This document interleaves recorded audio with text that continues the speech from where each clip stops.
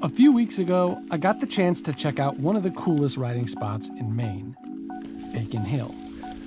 Now, I have to start with an apology because by the time you see this, these trails are going to be closed for the season. Hey. But if you haven't been there, this is definitely a spot that's worth bookmarking so you can hit it up come springtime. Hit like and this video will be saved in your liked videos for easy reference later. Just saying. Anyway, Bacon Hill is basically just two loop trails, Little Bacon and Big Bacon, linked together with a little connector section called the playground. And while it's only about 4 miles of total trail, it packs in a little bit of just about everything. We'll get to the playground, which is the really fun part, in a little bit. But first, let's take a look at the two trails. Both Little and Big Bacon are blue trails that I'd categorize as mostly flowy, although there are definitely some text sections too. Nice. There we go.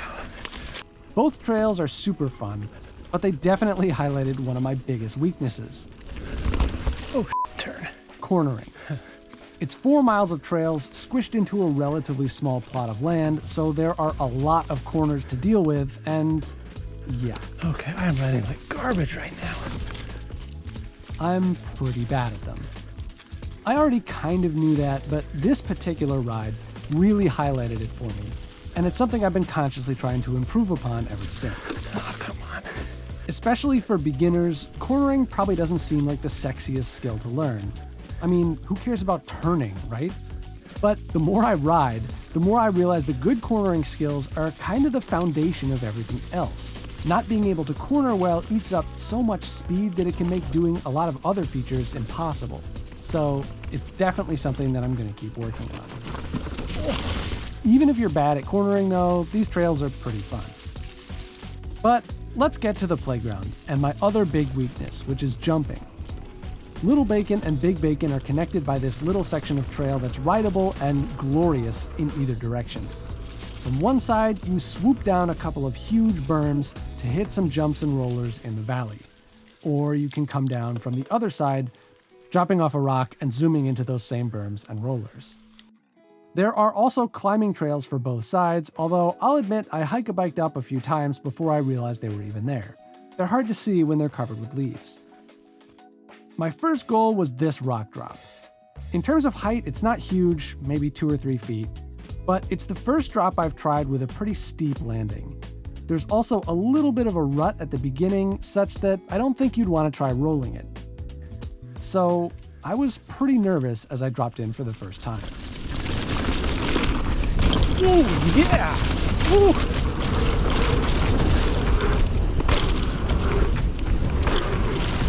Woo! Yes.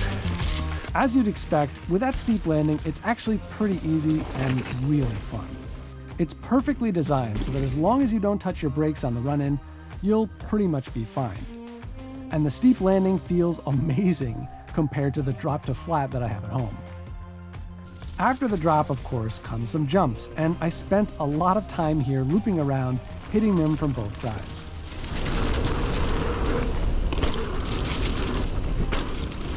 Yes! Woo! I wasn't trying to bunny hop or boost them, just trying to get that pop timing right and build a little confidence with being in the air. And from that perspective, I'd say this place is perfect.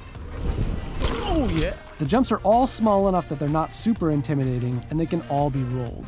More advanced riders could probably do all kinds of crazy stuff by trying to boost them, gapping some of the rollers, etc. But I was perfectly happy to just practice popping. This is the kind of place where you could spend hours just circling this same little area, having fun with the berms, the drop, and the jumps until your legs give out. So if you're on the fence about Bacon Hill, don't be.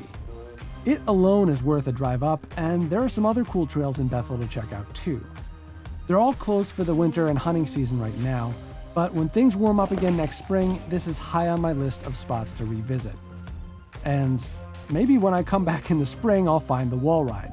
Supposedly there's a wooden wall ride on Little Bacon, but I clearly took a wrong turn because I never saw it.